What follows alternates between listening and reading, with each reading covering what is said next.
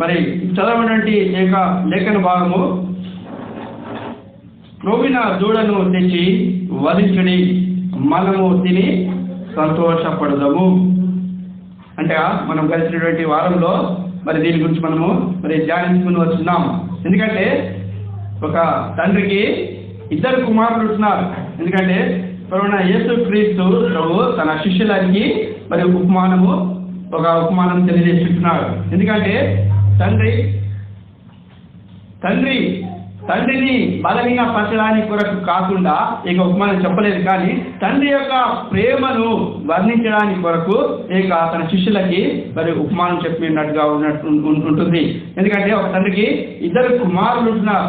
అయితే ఆ యొక్క 2 కుమారులు తప్పినటువంటి కుమారుని గురించి ఒక ఉపమానంగా తన శిష్యులకి మరి తెలియజెప్పి ఉంటున్నారు. అందుకే ఈ యొక్క ఉపమానము మరి ప్రపంచ దేశాల్లో మరి చెప్పాలంటే ఇక వాక్యము ఎంతో ప్రచురంగా ఉంటుంది, తక్కువైనటువంటి కుమారుని యొక్క ఉపమానము. అదే విషయంలో మరి దాన్ని బట్టే క్రొవ్విన దూడను తెచ్చి వధించుడి, మనం తిని సంతోషపడదాము. దానికంటే ముందు భాగంలో మనం చూసుకున్నాం, మనకి అర్థమైంది. తాను మరి చెప్పబడినటువంటి ఇక మాటను బట్టి మనకి అర్థమవుతుంటుంది. ఎందుకంటే క్రొవ్విన దూడను తెచ్చి వధించుడి, మనము తిని సంతోషపడదాము. ఎందుకంటే తన తండ్రి పొందినటువంటి విజయాన్ని బట్టి తాను చెప్తుంటున్నాడు, తన పని వారు చెప్తుంటున్నాడు, మీరు క్రొవ్విన దూడను తెచ్చి వధించుడి, మనము తిని సంతోషపడదాము కదండి.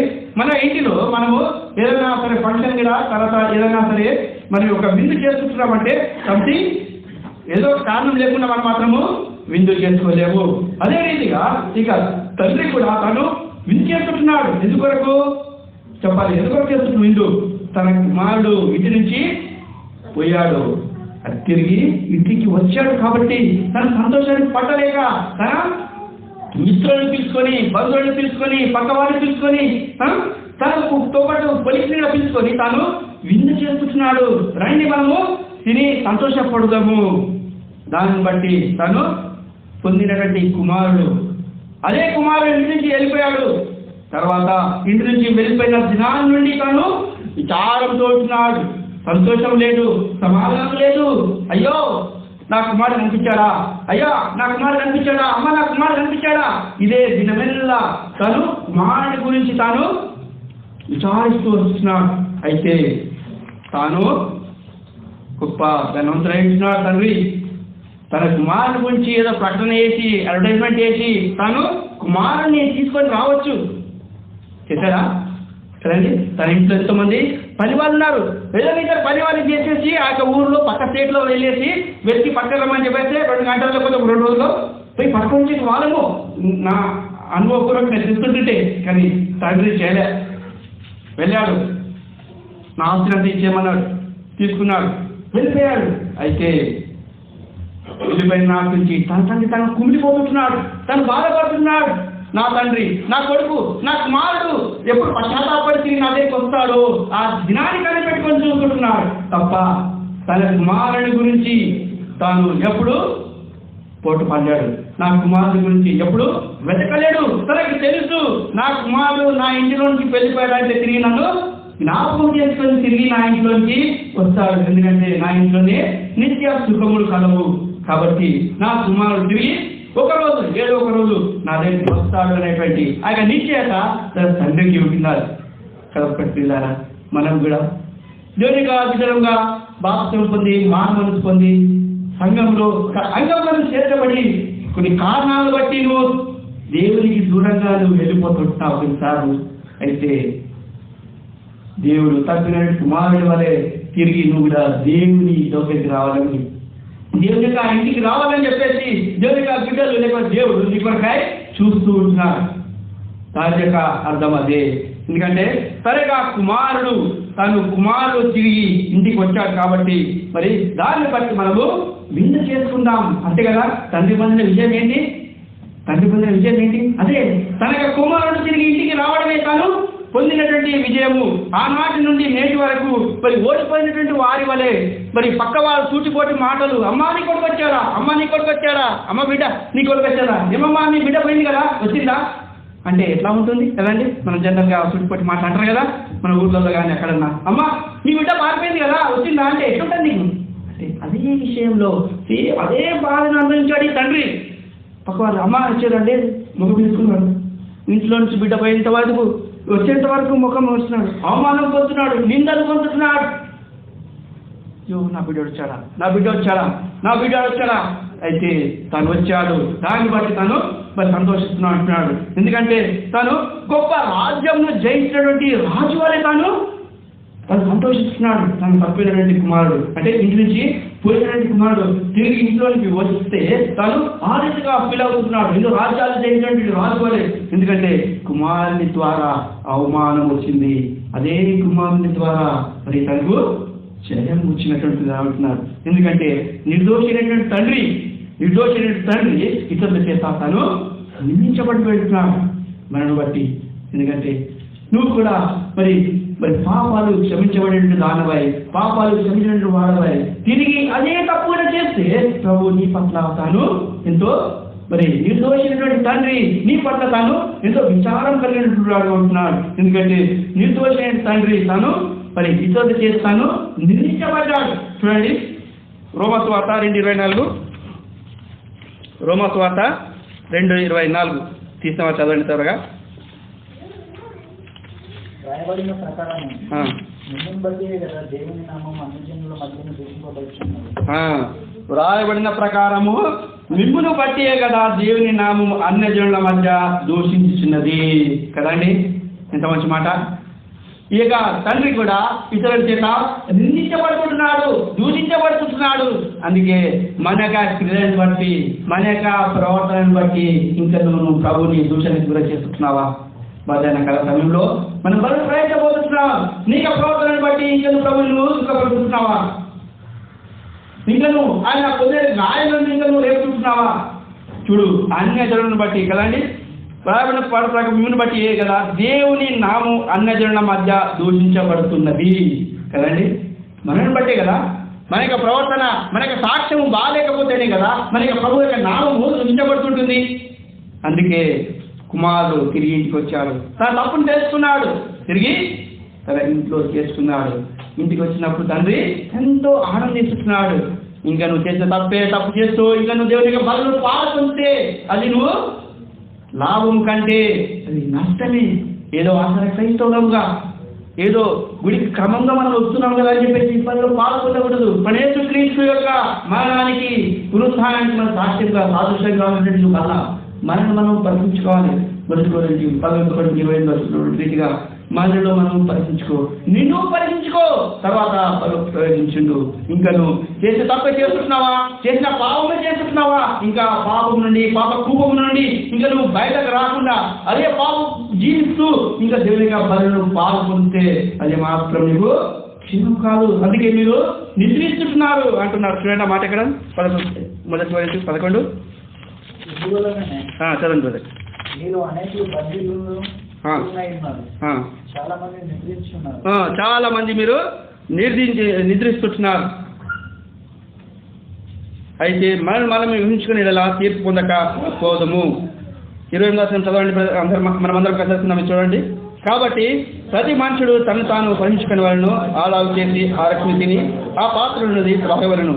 ప్రభు శరీరం అని వివేచింపగా తిని త్రాగేవాడు తనకు శిక్ష విధి కలుగుటకే త్రాగుతున్నారు. ఇందువల్ల మీరు బలహీనులు రోగులు నయించినారు మనం గుర్తించాలా. ఎందుకంటే క్రమంగా నేను దేవునికి వస్తున్నాను కదా, దేవుని మందిరానికి వస్తున్నాను కదా, బలు పాల్పొందుతున్నాం. అందుకే నువ్వు పొరపాటు చేస్తున్నావు. ఇంకా నువ్వు పాపంలో ఉంటున్నావు, లోకంలో ఉంటున్నావు, లోకస్తులో తిరుగుతున్నావు, లోకంలో ఉన్నటువంటి వాళ్ళు చేసే పనులు చేస్తున్నావు. ఇంకా పాపాన్ని వదిలిపెట్టలేవు, ఇంకా రక్షించబడ్డావు. ఇంకా పాపం నిన్ను సేవిస్తూ ఉంటుంది. ఇంకా నువ్వు దేవుని యొక్క బలను ప్రవేశిస్తే ఇంకా నువ్వు బలహీనతలో ఉంటున్నావు. అందుకే ప్రభు దేవుని యొక్క వాక్యం చేత నేను హెచ్చరిస్తున్నాడు. సుమా, నీకు పాత జీవితాన్ని నువ్వు వదిలిపెట్టినట్టు అంటున్నావా? తన కుమారుడు పాత జీవితం వదిలిపెట్టేశాడు, తిరిగి ఇంటికి వచ్చాడు. తన తండ్రి సంతోషిస్తున్నాడు. అయితే మన జీవితం ఏంటిది? ఒకసారి మనం పరిశీలించుకుందాం. ఎట్లా ఉంది జీవితము? ఇంకా చేసిన పాపమే చేస్తుంటున్నావా? తిరుగులేక తిరుగుతుంటున్నావా? తిరిగి నువ్వు బలు పాల్గొంటున్నావా? తండ్రి దేవుడిని పట్ల మాత్రం సంతోషిస్తలేడు. అయితే మనల్ని మనమే పరిశీలించుకోవాలి, ఇతరులను చూడకూడదు. దేవుడి మందిరానికి మనం వచ్చి ఉంటున్నాం. అయితే మనం పరిశీలించుకునేటువంటి వారంగా ఉంటున్నాం. అందును బట్టి తను మరి నిర్దోషైనటువంటి తండ్రి మరి తన కుమారుని బట్టి తాను మరి నిందలు అనుభవించినటువంటి చూస్తున్నాం రోమాను వార్తల. అందుకే అందరి చేత తాను తృణీకరించినటువంటి వాడుగా ఉంటున్నాడు తండ్రి కదా. ఎందుకంటే తన కుమారుడు చేసినటువంటి తప్పును బట్టి తండ్రి అందరి చేత మరి తృణీకరించినటువంటి వాడుగా ఉంటున్నాడు. అదే రీతిగా మన ప్రభువు కూడా తను చేయనటువంటి నేరానికి, చేయని పాపానికి తాను తృణీకరించబడి ఉంటున్నాడు. పరిస్థితుల చేత, శాస్త్రుల చేత అక్కడ సిలువపడినాడు. నిజంగా దేవునికి మాటలైతే నువ్వు కిందికి దిగిరా కదా. తాను తృణీకరించబడినట్టు వాడుగా ఉంటున్నాడు. ఇంకా మనకి తప్పదని బట్టి, మనకి బలహీనతను బట్టి ఇంకా ప్రభువును గాయపరుస్తున్నావా? మనం పరీక్షించుకుందాం. అదే రీతిగా మనకి పిల్లలు మరి దేవునితో ఉండడం కదా. మనకి పిల్లలు తండ్రితో ఉన్నప్పుడే తండ్రి సంతోషించిన వాడుగా ఉంటున్నాడు. అయితే మనం కూడా దేవునితో ఉన్నప్పుడే దేవుడు మరి తను సంతోషించినటువంటి వాడుగా ఉంటున్నాడు. ఇంత గొప్ప ధన్యత. మరి అందుకే ప్రభు మనము తనతో ఉండాలని చెప్పేసి మరి దేవుడు మరి కోరుతున్నటువంటి వాడుగా ఉంటున్నాడు. చూడండి, అదే రీతిగా మరి తాను మరి తండ్రిని బట్టి తాను మరి జయం పొందినాడు. తన కుమారుని బట్టి తండ్రి జయం పొందినట్టున్నాడు. అందుని బట్టి తాను గొప్ప విందు చేసినట్టున్నాడు. అందుని బట్టి దేవుని యొక్క వాక్యంలో మరి కొంతమంది మరి దేవునికి విజయాన్ని తెచ్చిపెట్టినట్టు వాడుగా ఉంటున్నారు. చూడండి, యోగు కూడా దేవునికి సాతానుపై ఏం చేశాడు? విజయాన్ని తెచ్చి ఉంటున్నాడు కదా. యోగు సాతానుపై విజయాన్ని తెచ్చి ఉంటున్నాడు. ఎందుకంటే తన యొక్క ప్రవర్తనను బట్టి, తన యొక్క ఓర్పును బట్టి కదా సాతాన్ని సిగ్గుపరిచాడు. దేవుడే యోగుపై పంపించాడు. అయితే ఆయన పందెంలో గెలిచింది యోగు మాత్రమే కదా. చివరి వరకు తన ప్రాణం పోయేంత వరకు తను పరీక్షించేటటువంటి వారుగా ఉన్నాడు కదా. మరి అంతిమ విజయం యోగి సాతానుడు యోగును ఒడగొట్టాలని చెప్పేసి తను అనేకమైనటువంటి రకాలైన ఇబ్బందులు పెట్టినప్పటికీ గెలిచా సాతాను చేస్తే యోగు గెలిచింది యోగు మాత్రమే. యోగుని బట్టి ప్రభు సంతోషిస్తున్నాడు. తన యొక్క విజయము మరి యేసు క్రీస్తు ప్రభువులకు మరి విజయం ఇచ్చినటువంటి వాడుగా ఉంటున్నాడు యోగు. అందరిని బట్టి 42:12 చూస్తే యోగు మునుపటి కంటే తాను 2 ఆశీర్వాదం పొందింటున్నాడు. 42 యోగు 42:12 చూడండి.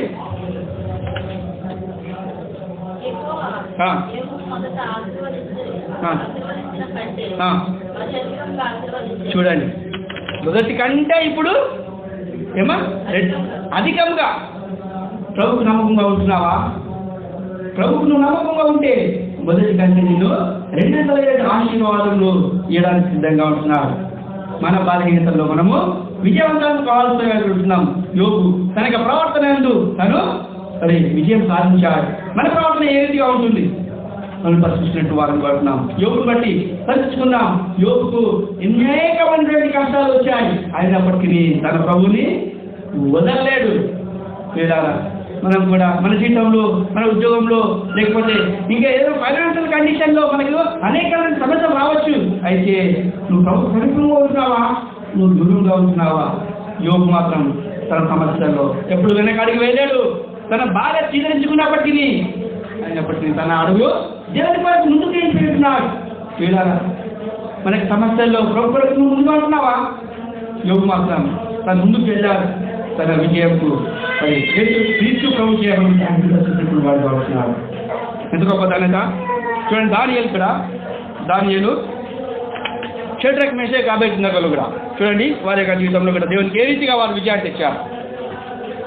దానియేలు 3:19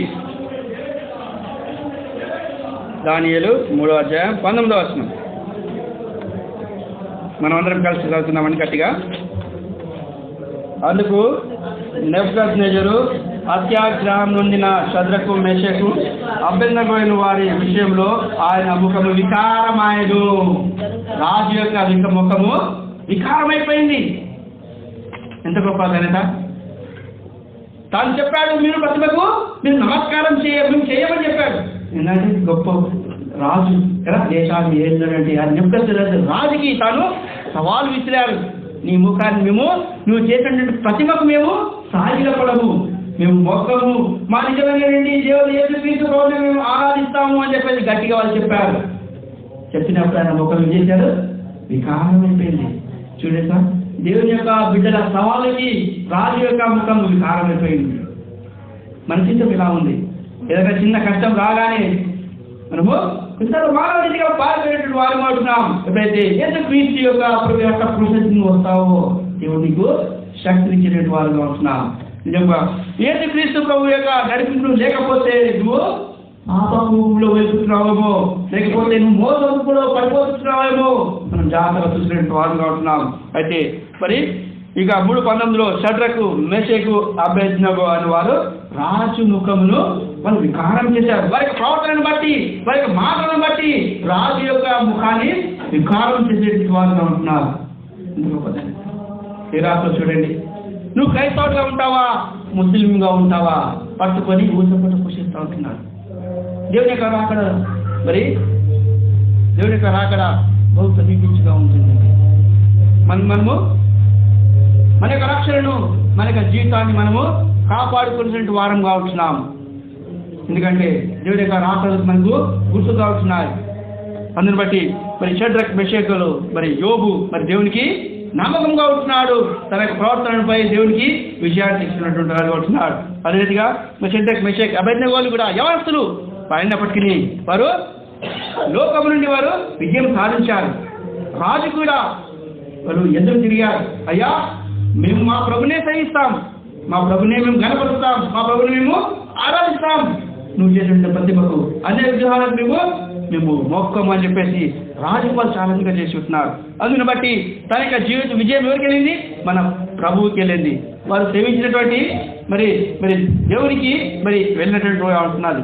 అందుని బట్టి అదే రీతిగా చూడండి, మరి దాన్ని బట్టి వాళ్ళు బబులోనులో అంతటా వాళ్ళు ఎంతో వాళ్ళు మరి వారు వ్యాపించిపోయినటువంటి వారుగా ఉంటున్నారు. వాళ్ళు బబులోనులో వాళ్ళు ముఖ్యమైన వ్యక్తులుగా వాళ్ళు మరి మరి హెచ్చించబడినటువంటి వారుగా ఉంటున్నారు. అదే రీతిగా మరి దావీదు చూడండి, దావీదు తన జీవితంలో ఏం చేశాడు? మొదటి సమయాలు 17:47 మొదటి సమయాలు 17:47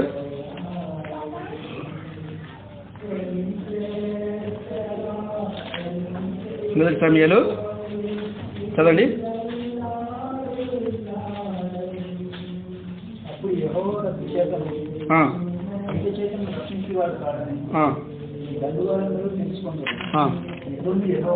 యుద్ధం యెహోవాదే, ఆయన మిమ్మల్ని మా చేతికి అప్పగించినామని చెప్పాను. చాలు. అప్పుడు యెహోవా కత్తి చేతను ఈటి చేతను రక్షించేవాడు కాడని మరి ఈ దండు వారందరూ తెలుసుకుందరు. యుద్ధము యెహోవాదే, యుద్ధము యెహోవాదే, విజయము యెహోవాదే. చూడండి, గొల్యాతు 40 రోజులు సరి దేవుడికి ఆ బిడ్డలను దూషిస్తూ దేవుడికి ఆ బిడ్డలను హింసిస్తూ ఉంటున్నాడు. అయితే చిన్నపిల్లవాడు దావీదు కదా యేసుక్రీస్తు నామం పేరట వడిసలతో తిప్పి కొట్టినప్పుడు వాడు తల తిరిగి కింద పడిపోయాడు, చచ్చిపోయాడు. ఆ విజయము యేసుక్రీస్తు. యుద్ధము యెహోవాది, విజయము యెహోవాది. మన జీవితంలో మన విజయం ఎవరికి ఇస్తున్నావు? నీ విజయం సాతానికి ఇస్తున్నావా? యేసుక్రీస్తు ప్రభువుకి ఇస్తున్నావా? బలలో ప్రవేశించడానికి వచ్చి ఉంటున్నావు. చేసిన తప్పే, చేసిన పాపమే చేస్తూ ఇంకా నీ విజయాన్ని సాతానికి అప్పచెప్తున్నావా? నీ ఇక విజయము దేవునికి అప్పచెప్తున్నావా? యోబు తన విజయము దేవునికి మరి అంకితం చేసినటువంటి వాడుగా ఉంటున్నాడు. యవనస్తులైన షడ్రక్ మెషక్ అబేద్నగోలు వారి విజయము మరి దేవునికి వారు మరి ఇచ్చుంటున్నారు. ఇప్పటిగా మరి దావీదు తన యొక్క విజయాన్ని కూడా మరి దేవునికి మరి ఇచ్చినటువంటి వారుగా ఉంటున్నారు. అయితే మన యొక్క జీవితము మరి ఏ రీతిగా ఉంటుంది మనం పరిశీలించినటువంటి వారుగా ఉంటున్నాం. చూడండి, అదే రీతిగా ఏలియా కూడా మరి మొదటి రాజులు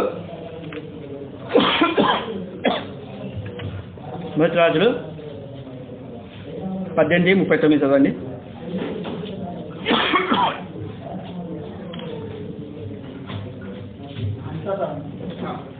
జంతువులను గంచి తగిలపడి యెహోవాయే దేవుడు, యెహోవాయే దేవుడు అని చెప్పారు. అప్పుడు ఏలియా ఒకరినైనా తప్పించుకొని కొన్ని యొక్క బయలు పట్టుకుని వారిని సెలవీయగా వారిని పట్టుకున్నారు. చాలు. ఏలియా బయలు ప్రవక్తలపై తాను విజయం సాధించాడు. ఒక్కరిని కూడా వదలేరా? పట్టుకొని ఏం చేశాడు? సంహరించేశాడు.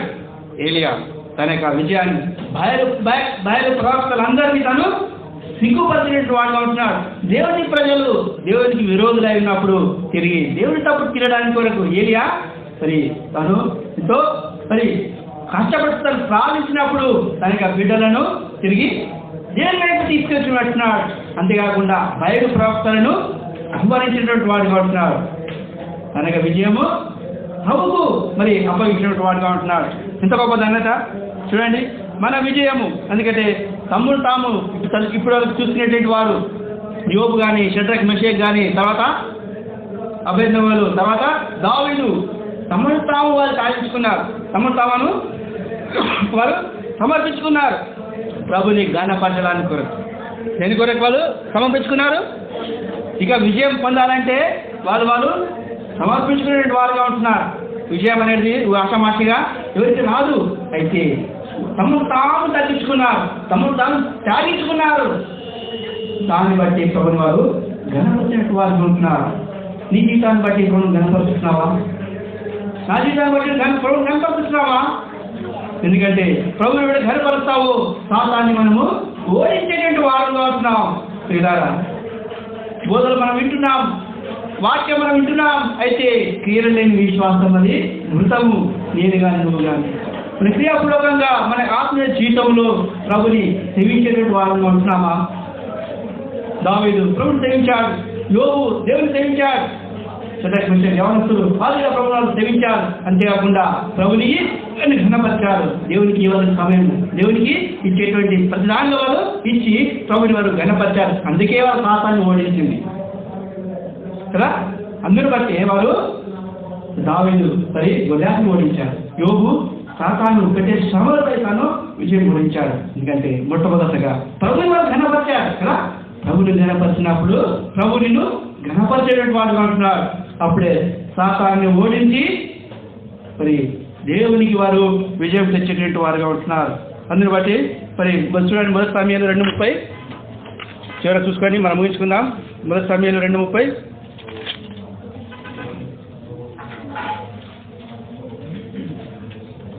మొదటి సమయాలు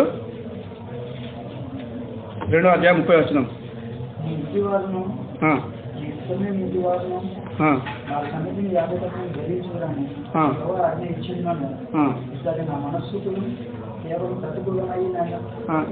చివరి భావం చదవండి. నిన్ను బట్టి నేను కనపరుస్తానని చెప్తారు చూడండి. చివరి వచనం,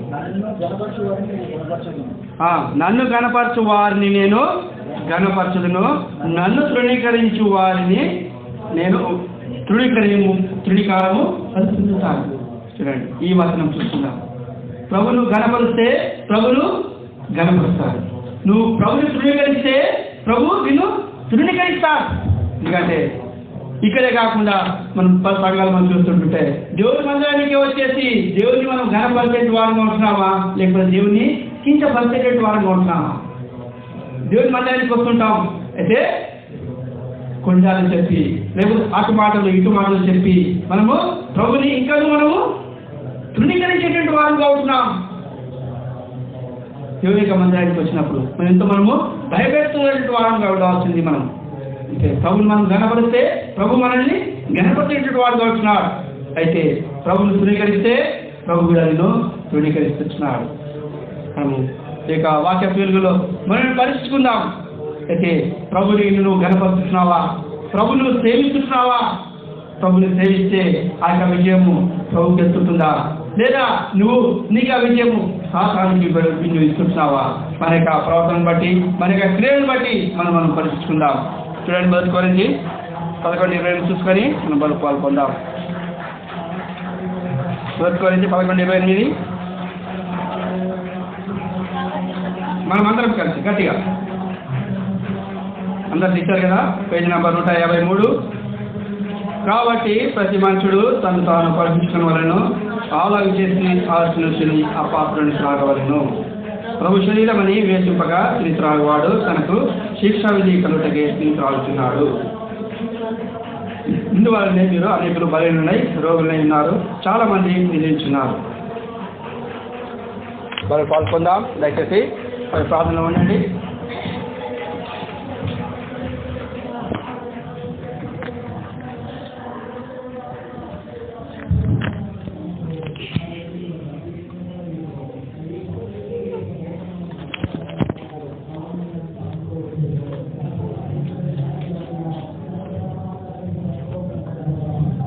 వాళ్ళు మన ప్రవేశానికి వచ్చినాం.